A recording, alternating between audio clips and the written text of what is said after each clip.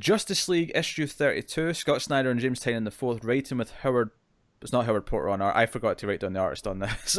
No, it is. Is It it? is, yeah. It is Oh, Porter. I assumed I'd like copied like a Flash solicit and forgot to change the artist. Anyway, No, I'm double checking the title page. Hold on. yeah, Yeah. Double check. Okay, Yeah. so Porter. Yeah, it is. Alright, fair enough. In that case, I'm right. I should never second guess myself again because I'm clearly a genius. But No, always second guess yourself. Justice League 32, aka the really good story that's ongoing, except the scenes with Lex and the villains talking to each other, but otherwise good fun. I actually like the Lex scenes more in this issue than the last one. Yeah, I'm with Connor on that one just because it starts to make me feel like Lex is getting played here by Perpetua, and he's not as in control of the situation as he thinks he is. Because the way that she talks down to him in these, it's funny because he's playing Apex Lex, right? He's the Apex Predator, top dog, and then he kneels to her and talks about faith, and I think it's pretty interesting. Well, I think that's why it didn't do much for me, because I feel like this is such a trope, is that the big bad villain ends up answering to someone else, kneeling down before the bigger bad. And it's actually, I'm going to compare it to something here. It's a little bit too Star Warsy for me, because it's always, now Vader or whoever is bowing before the Emperor, yada yada yada. I mean, one, that's a valid story technique because we everyone in those movies we baseline off of Vader. From the opening, these guys are scared of Vader. I'm not saying it's a problem in the original He's- Star Wars trilogy. I'm just using that as the baseline comparison. Sure, I'm just defending it, and in that case where he defers to this guy, he must be real serious. Yes, but here's the problem, though, is that my instant reaction to that, even when I originally saw Star Wars, is like, no, but Vader's cooler than the Emperor. I don't care about the Emperor that much. The point, to wrap this back round to the point I'm making about this issue of this comic, and Perpetua, who's Perpetua Palpatine, it's very similar word, is that it's making me less interested in her. They're trying to sell me on who Perpetua is by using Lex as being subservient, but the problem is I already feel kind of murky on this Apex Lex. I don't really like Apex Lex that much, so all it's doing is making her less interesting to me. Maybe, hang on, here's the thing. Maybe she's not Palpatine. Maybe she's Snoke. Maybe we don't. All that theorizing that we're talking about. All this stuff as a character. Maybe we don't care. Maybe it's all about how Lex feels in the end. I'm gonna go towards comics, right? Just here with what we know is coming from the solicits last week, I just kind of feel like Perpetua is a setup villain. She's not the ultimate big bad, So whatever happens out of Justice Doom or whatever's coming next, that's the real threat. I don't know if I like that. I don't want to spoil it for people in case they don't look at solicits. But yeah. So enough out of this. I'm just the pattern between Flash and John Stewart, Green Lantern, between Jay Garrick Flash and because it's after this. We get to the good stuff after this, where we've got the better. Yeah, we got the good stuff. We get the two Green Lanterns together, and they're kind of comparing notes, and he's kind of trying to understand Sinestro, and then we get the two Flashes saving each other, and Barry's trying to explain the Speed Force. Like, hey, should we race? Yeah, you get some racing, and then we see the rest of the JSA kind of doing their thing, and and then likewise in the future. I will say the stuff in the future was not quite as good as the JSA stuff, because I did feel like, as much as it makes sense, but Wonder Woman using her lasso to sort of break them out of their evil spell, Brainiac. The Brainiac stuff, it did feel a bit quick. It was literally the first page of this conflict. It's like, hey, lasso around our man. Yeah. I think the biggest problem with the future stuff is it comes after the JSA stuff, so it feels by design a little repetitive because they're kind of going through the same beats, past and future. So because of that, it feels a little. I feel all three of us care much more about the Justice Society than we do about these features, right? So someone maybe, I don't know, people out there might really care about Commandy and Justice Legion Alpha and these other concepts that don't get touched on enough. We're just like, oh no. Well, to be fair, that's why I explicitly did not say it was about the Justice Society was because of that, and it's not that the Justice Society bit is better because I like them more. It's the fact that because this comes after, and the plot beats are by design kind of they're doing the same things kind of in parallel. It feels like a little repetitive because of that. Which I mean, you could say the same if you put the JSA after, you could say the same. I'm going to dispute this. I'm going to dispute if they put the JSA stuff after the future stuff. If they just swap the order, I guarantee all three of us would still like the JSA sections more. We probably would, because it's JSA. But then it's down to just, well, we like the JSA, don't we? Whereas I'm giving an actual critique on the structure here.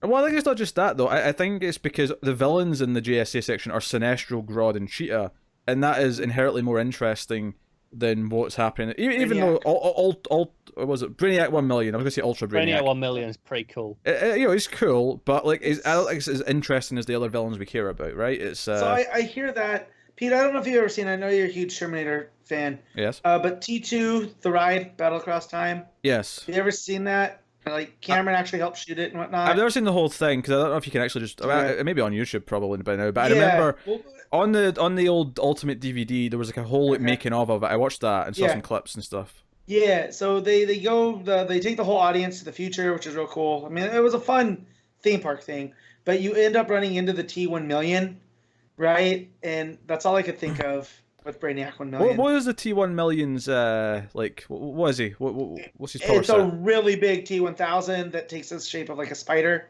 Okay. Like it's huge. Like did a certain producer have something to do with this? John Peters from Superman Lives at it again. Yeah. So it's been years since I've seen it. Maybe it was just this big monstrous. It doesn't take a robot form like we know or we see. So.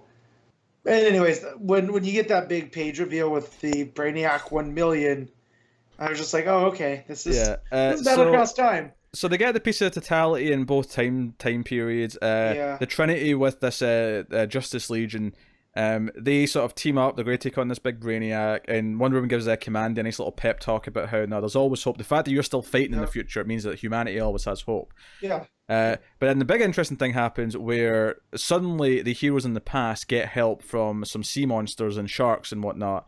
I love the build up to that because you just like Cheetah's like, do you hear that? And then there's like just a giant tentacle bursts into the ship. A giant tentacle, and I'm thinking, Starro?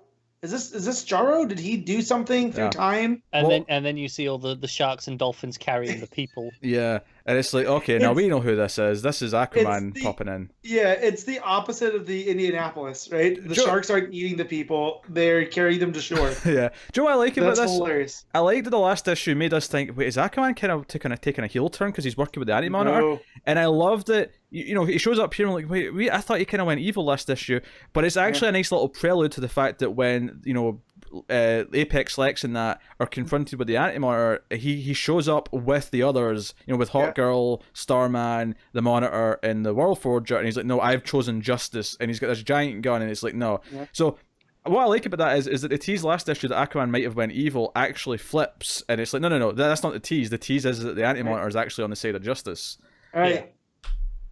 It's an uneasy truth, but I kind of like when you think about the Anti-Monitor's motivation throughout, the DC Universe timeline.